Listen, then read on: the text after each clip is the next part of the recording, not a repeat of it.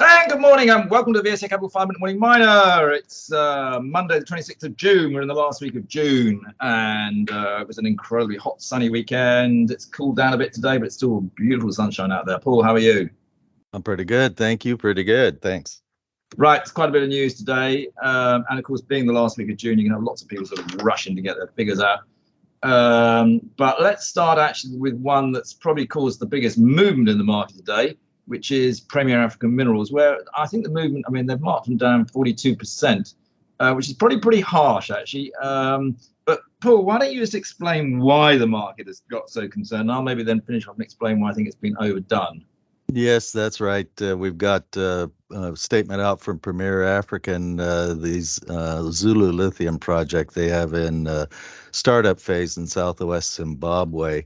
They were due to have their deal, offtake deal signed with the Chinese offtake partner that's supporting them, Canmax Technologies, by the 25th of June or yesterday, but it still is not signed yet.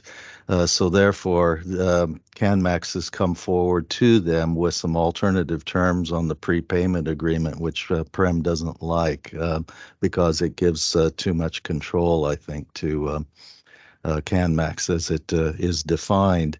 They have Stark, the consultancy and ore sorting firm out of South Africa, has been working on their fix up on the plant. Stark did not design the plant, but they're certainly in there with the skill set in order to be able to fix it so that it can produce to the specifications that Canmax would like to have as far as material is concerned. We'll see. So we'll see what happens at this point.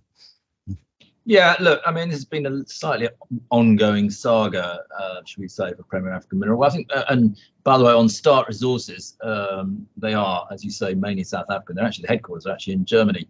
I can say that because I had the CEO in the offices here at VSA Capital last week. It's a very interesting group in terms of getting a mine up and running. They really do know what they're doing and can do it in a very smart ways. Well worth a group to talk to.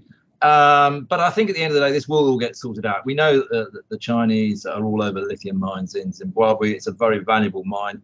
George did a phenomenal job to basically get this up from scratch to actually into production in basically about 6 months. There aren't many people who can do that. We know that normally it takes years and years and years. So I think the market has obviously got a bit spooked by this, but it's been overdone. George has other options. So personally, I would be backing Prem here and jumping in the market. But that's my view. Others obviously sometimes have a different view. Anyway, there we go. Let's stay in Africa, Paul, and move across to the west coast. Namibia, we had an ops update, didn't we, from Andrada Mining?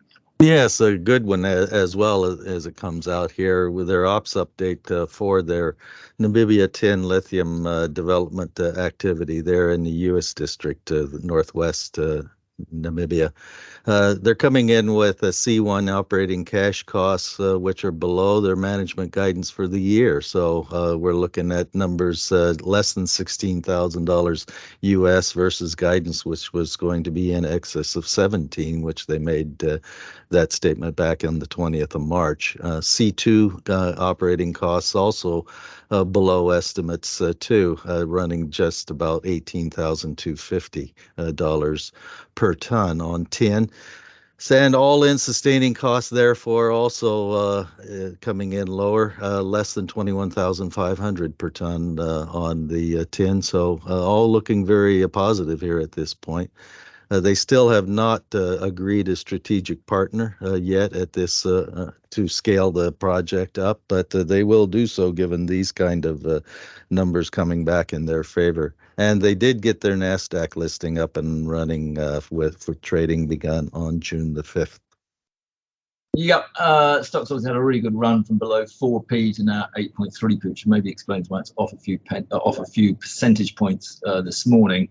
It's still early days on the strategic partner. Obviously, Barclays are running the process. Going back to Prem, I dare say they've got quite a few Chinese in that process, and therefore will be similar sort of difficult negotiations to be had, I suspect. So don't hold your breath too much. These things do take time. Now, also, let's talk a little bit about base resources and their mineral sands project, Paul. Quite like mineral sands at the moment.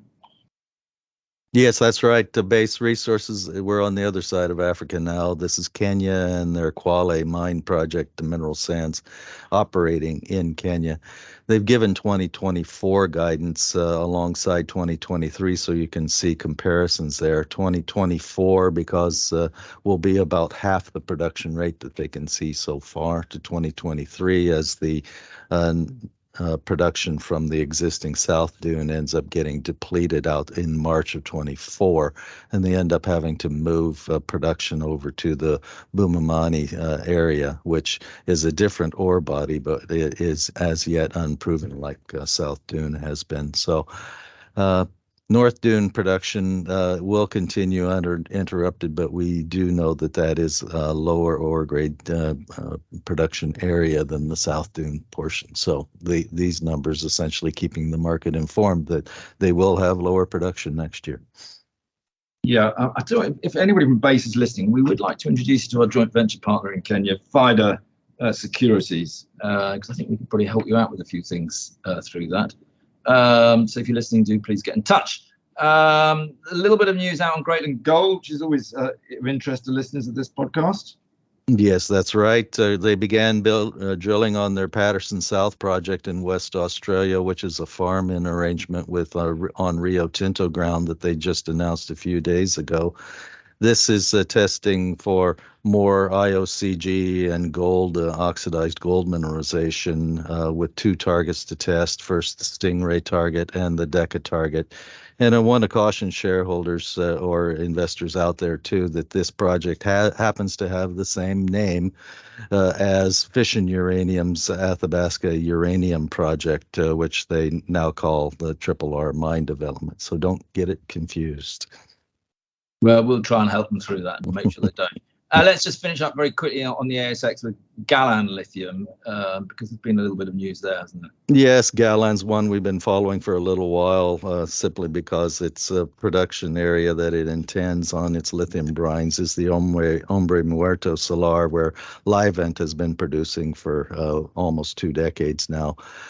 They have received their first development permit for Hombre Muerto West, which allows the firm to begin their site works and construction of the evaporation ponds. They do believe they'll have the remaining portions of the development permits for phase 1 within a few months yet this year, and the DFS is also due before the end of this year as well. Very good. We'll call that a day for today, Paul, and see how the week develops.